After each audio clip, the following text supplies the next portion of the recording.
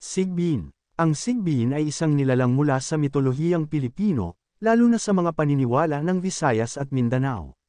Sinasabing isa itong kakaibang hayop na may katawan ng isang walang balahibong kambing, malalaking tainga na nakalaylay, at isang mahabang buntot na parang letigo.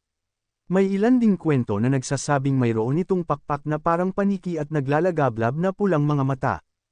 Ayon sa alamat, ang sigbin ay isang nilalang na gumagala sa gabi at sinasabing sumisipsip ng dugo, lalo na ng mga bata. Isa rin itong mahiwagang hayop na maaaring alagaan ng mga makapangyarihang mangkukulam o aswang.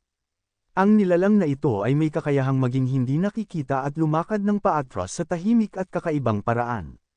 Sa modernong panahon, ikinukumpara ang sigbin sa chupacabra dahil sa parehong paglalarawan bilang isang misteryosong nilalang na sumisipsip ng dugo.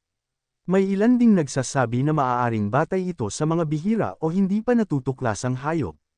May partikular ka bang nais malaman tungkol sa sigbin?